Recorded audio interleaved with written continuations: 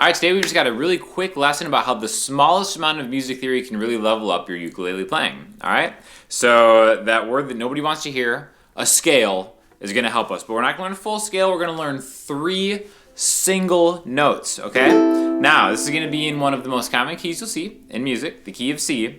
What I want to do is I want to just take the highest string, the 4th string, go open, 2, 3. Okay, so we just have 3 notes.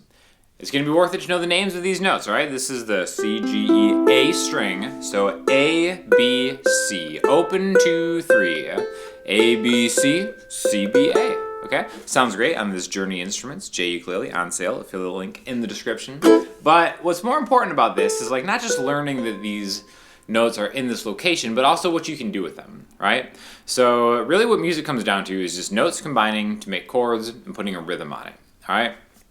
We're going to add these 3 notes in different ideas to chords that you may already know, okay? These are all going to be chords in the key of C. So what we're first going to do is we're going to start with just a regular C major chord, okay? It's called a C major because its root note is a C, which we already know because A, B, C. It's got that 3rd fret on the 4th string, and that's it, okay? Now, if we just take the other notes, right, like G, C, E, we can play a C major just like this. C major is definitely a combination of any way you want to slice up a C, and E, and a G. So we actually have an extra C on top here, okay? We can change that to a B. And since B is the 7th note of the C major scale, just going through the alphabet, C, D, E, F, G, A, B, we get a C major plus its 7th note, so it becomes a C major 7 chord, okay? We can do the same thing and then open it up. Now we have a C major chord with these open strings, and we're adding an open A, okay?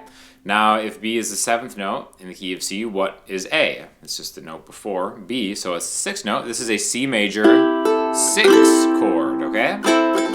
So just by changing that note on top, we actually get 3 different chords. We have C major 7, and C major 6. You know, there's a lot of songs that actually start like Christmas songs just by cycling through those. But aside from that, it's just good to know that you can kind of have a little play on top of that chord. When I say on top of it, I just mean changing the highest note. So we're going to change the highest note for all the chords in the key of C, all the main chords, just by going open, 2, and 3, okay? The 2nd chord in the key of C is a D. The 2nd chord in any key is always going to be minor. So D minor looks like this. 2, 2, 1, open. Okay, so right now, what note is on top? We have an A note on top. We could easily make that a B note on top, or it could be a C note on top.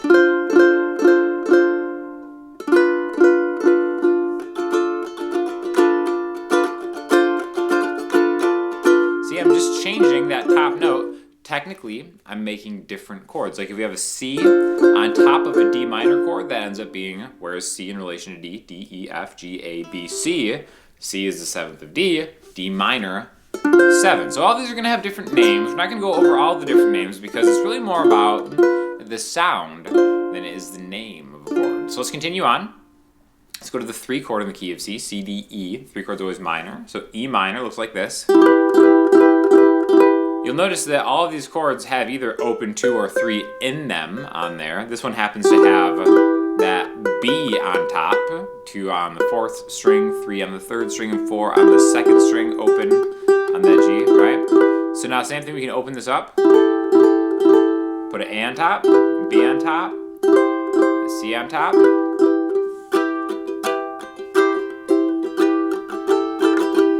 Okay, so those are just little variations we can do over E minor. Let's go to the 4 chords, C, D, E, F. 4 chord is F major, looks like this. 2, open, 1, open. F with a B, F with another C.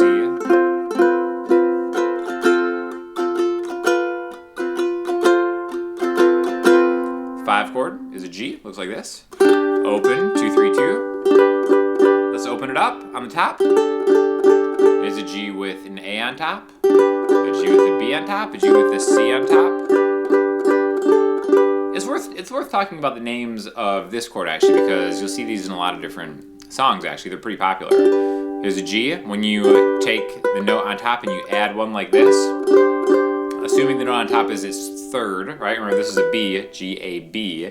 So when we take a third and we switch it to the fourth note, we're suspending it. It's called a G suspended 4 chord. If you take the third and you replace it with the second note, remember open is A, note after G is A, it's a G suspended 2 chord. So G, sus 4, G, sus 2. So you'll definitely hear that in a lot of songs. Probably is very familiar to you, right? The 6th chord in the key is A minor. This is going to be the last main chord we'll talk about. We can also talk about B half diminished in another video. Let me know in the comments if you want to do that. But because you've already subscribed and liked and commented, so you can maybe leave another comment. But A minor is just 2 open, open, open, and do the same thing here. A minor with an A on top, A minor with a B on top, A minor with a C on top. So now let's do the same thing, but let's go through it as a chord scale. So we're going to play the chord, and then we're going to play all 3 variations just using the A, B, and C on that top string. Start with C. With the B on top, with an A on top, and a B on top. Great exercise to just go through a chord scale and change it, right? Maybe the strum pattern would be like 1, 2, 3, and 4, and 1, 2, 3, and 4, and 1, 2, 3, and 4, and 1, 2, 3, and 4, and D, 2, 3, and 4, and 2, 2, 3, and 4, and 3,